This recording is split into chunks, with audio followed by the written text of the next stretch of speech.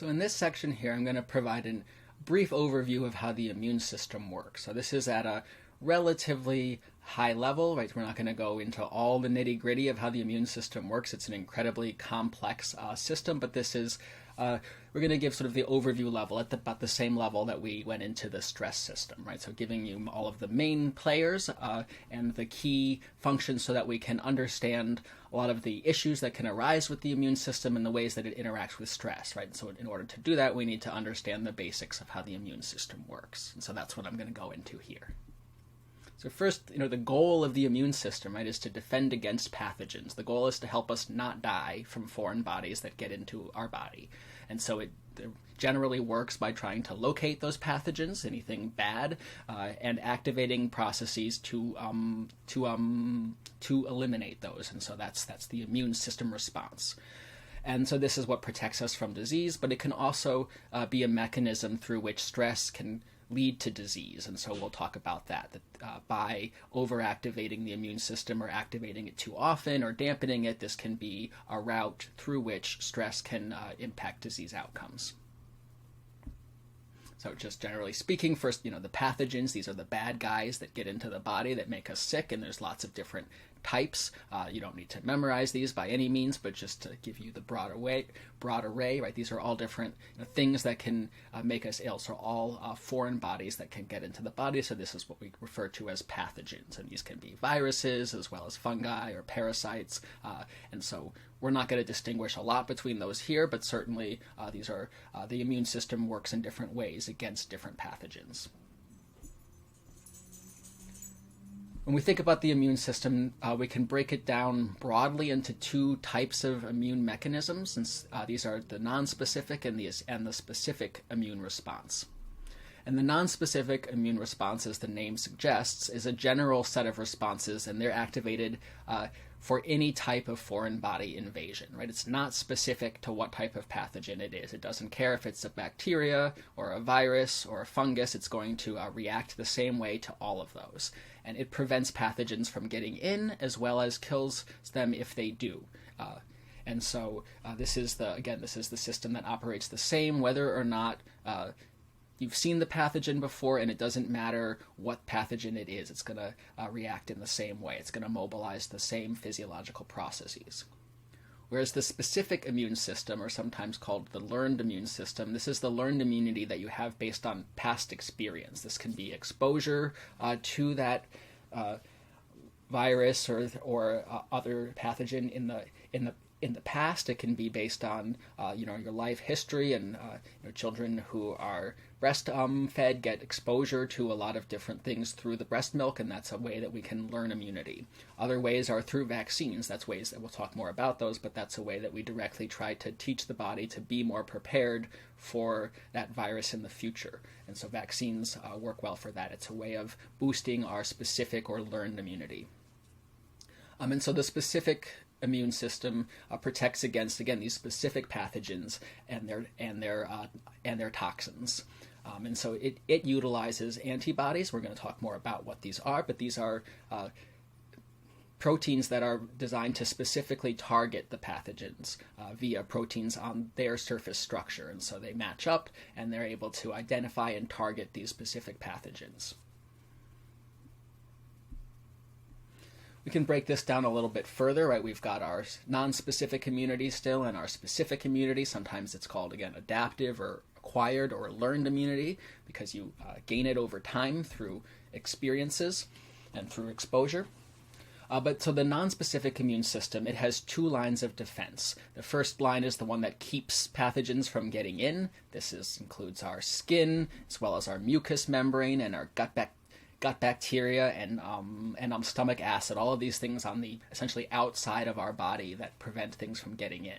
I say outside because technically our stomach really is the outside of the body. It's a tube that goes all the way through, and so you can think of that almost like skin that's going all the way through yourself. And so this is considered part of that physical barrier that keeps things from getting into some of the more sensitive areas and tissues of the body. For the second line, we've got innate immune cells, right? And so we're calling these innate because they're not learned or adapted. They're going to mobilize the same for everything. And so I'll talk a little bit more about what those are, but these are going to be cells that will attack any type of pathogen. And then we also have general inflammatory responses. And both of these in the second line of defense are designed to kill pathogens that get into the body. But again, it's not specific in what those pathogens are and how it responds to them. So this innate immune cells, right, these are all phagocytes, but the main type here is macrophages. These are really big phagocytes. Phagocyte is just a fancy word for white blood cell. And so these macrophages, these ingest pathogens, right? And so this is just a picture of what that might look like if we had a microscope, right? But there's this big white blood cell, and it will eat these bacteria. It's going to engulf them, and then it's going to break them down and kill them, right? And so it's going to do this for any type of foreign pathogen. In this example, it's a bacteria, but it would do the same for a fungus or anything else that it came across. There's also some other types of innate immune cells. There's natural killer cells and neutrophils. These are mentioned a little bit in the reading. We're not really going into depth about what they do, but they're part of this second line defense system. The other part of the second line defense system is the inflammatory response, and this is a general response, again, that will occur to any pathogens that get into the body. The scale of this response will certainly differ based on the amount of pathogens, right? You might have a small inflammatory response in a finger where you've gotten cut and there's an infection there, and you see that these mast cells are going to produce histamine, and it's going to lead to inflammation in that area, a lot of white blood cells being drawn there. Maybe you see some pus later, but that is all part of the immune response. That is part of the goal, is bringing all those white blood cells or phagocytes and macrophages there through the production of histamine to help to attack those pathogens there.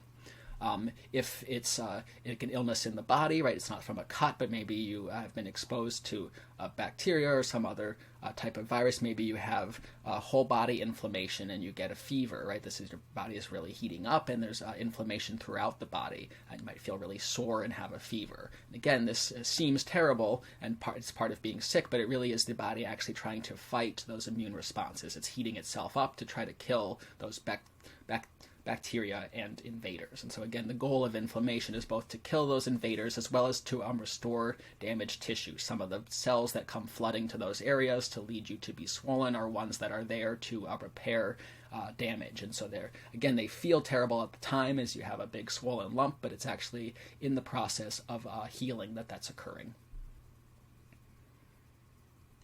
And so these histamines are produced by mast cells. You might recognize the word histamine from antihistamines, right? When you take an antihistamine, you're trying to dampen this inflammatory response that occurs usually to what would otherwise be harmless pathogens, right? These are in relation to allergies. When you're allergic to something, you might take an antihistamine to dampen this inflammatory response, to cut down the amount of mucus that's coming out of you, or the watering of your eyes, and any swelling that you might have in your throat or other areas, or any hives, right? These are all part of this inflammatory response, and we're trying to dampen that by introducing antihistamines to block this histamine-driven process. So that's the nonspecific immunity, the first and second line of defenses, and now we're turning to the adaptive or acquired immunity. And within this, it turns out that there's also two different types of that. And so there's humoral immunity as well as cell-mediated immunity. And we'll talk about each of those. And these are both run by what we call specialized lymphocytes, or these are just saying that these are cells that are specialized to target certain pathogens and to work through these two different processes. And I'll tell more about those here. So the first type of adaptive immunity is what's called humoral immunity. And this is also known as antibody-mediated immunity, because this is the one that takes advantage of antibodies specifically. And so this one acts before cells get infected, right? So the disease is into the body, but the cell has not yet been infected. Maybe there's a pathogen that's floating around in your bloodstream, but it hasn't gotten into cells yet. And so this is trying to kill those pathogens while they're in the bloodstream. And so it's protecting against bacterial and viral infections particularly. And I say reinfection here, right, because this is the learned immune system, so this is going to occur after the first time you've been exposed. The first time you'll just have the regular non-specific immune response, but after that first time you'll, as we'll see, have antibodies that are ready to engage in this humoral immunity response. And so if you are ever reinfected with that same pathogen, your body is ready to launch these antibody-mediated processes to attack that. The key players in this are B cells, and these secrete specific antibodies, and these are what recognize these certain antigens or specific pathogens. And I'm going to go in a little bit more detail to that here. So just to put a picture with this, so here's our pathogen, maybe this is a virus, and technically the antigen is just this protein structure that's on the surface here. Often when you're reading articles or reading about this, they'll refer to the whole thing as an antigen, the pathogen with those structures, and they just mean a pathogen that is part of this antibody-mediated response, but technically the antigen is really just that protein structure on the pathogen that is recognized by the learned immune system. And so the antibody itself has matching structures that can target those, right? So it can recognize that this is a pathogen. And so what happens with that, right, is these antigens are specific, again, these are specific proteins on the surface, and the antibodies attach to those, right? They're matched to it, and they attach to it, and they tag those cells so that phagocytes, those big white blood cells, can come along and easily find and eat them. Right, so this is really is part of why this is so effective, is that it allows the body to really quickly identify these foreign pathogens and ones that it's seen before, tag them, and then target them really efficiently so that they can't take over and actually infect cells. Then we also have cell-mediated immunity. And this occurs after cells are infected, right? The previous one is the pathogen is still in the bloodstream, but now what if it's infected specific cells? What do we do now? This process is a bit slower acting than the antibody-mediated process that occurs pretty quickly. And here the key players are T cells, and these release chemicals that target and destroy infected cells directly. It turns out there's actually 10 to 12 different types of T cells. We're not going into that in this class, but if you've learned that before, that's definitely true. I used to teach all of those, but I think for our purposes, it don't really need to memorize those, and we're going to think of them as a group. That's a major player in this cell-mediated immunity. So to put those two pieces together of the adaptive immune system, we can think of it, or really all of the pieces together, we can think about there's some pathogen or infectious agent.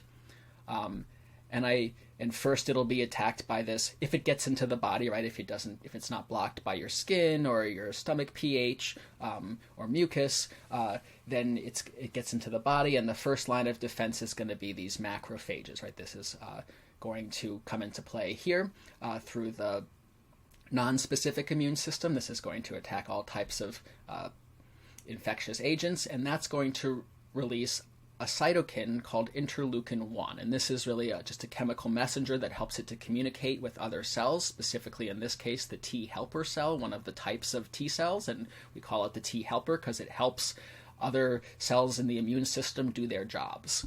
We'll see it's a hub here in terms of communicating with other key players in the immune system. And using B cell growth factor, the T helper cells communicate with B cells directly. And it's these B cells, as you recall from our previous slide, that then release these antibodies that go along and tag the pathogens and allow the phagocytes to come and eat those as well. So that it feeds back into these macrophages coming and being more effective at targeting those now. T helper cells can also release interleukin-2, another cytokine chemical messenger, to talk with other T cells, and then these T cells can release cytotoxic killer cells and other chemicals to target and destroy pathogens. And again, we're not going into all of the details of how these two pieces work. This turns out to be a very complicated process with many different players involved, but at this sort of surface level, these T cells are what are attacking directly, as well as releasing other chemicals that help them to attack pathogens. And so on this side, we can see here, this is the humoral immunity, right? This is the cell-mediated immunity there. And up here is just in this very first stage is that non-specific immunity, and just the part of it, right? We saw that had multiple lines of defense, including the skin and all of that, but assuming that the infectious agent has gotten into the body, this is where this process starts. And we can see that both humoral immunity and cell-mediated immunity can be working at the same time, but they're different. They involve different key players of the immune system. And so, again, humoral immunity focuses on these antibodies, and cell-mediated immunity uses T cells. And so just briefly, I think most of you probably already are aware of this, and I've mentioned this a little bit already in this lecture, but vaccines, the goal of these is to enhance our specific immune system, or our learned immunity. That what we do with vaccines is we give the body a weakened form of that virus, and we inject that into the body, and that allows the body to gain that experience without ever having been fully exposed to that, right? And so instead of fully exposing you to smallpox, which can be extremely dangerous, and using that to be what teaches your body to fight that off in the future, hopefully you make it and you have that second chance. Instead, we inject small, dead pieces of that virus, and we inject that into the body, and so that it can get a chance to recognize that and create those antibodies so that if it ever is fully exposed, it can fight that off. And so that's what we're doing with flu shots and things like that as well. And so I definitely encourage these things. There's a very well understood science behind vaccines and why they're so effective, and this has been incredibly effective in eradicating many of the diseases that once plagued us, like polio and things like that. So I'm going to end that here. We've talked a bit about the immune system, and then in the next section we're going to turn to talking about some things that can happen when these processes don't go as planned, when things go wrong, what happens to our health. So I'll see you in the next video.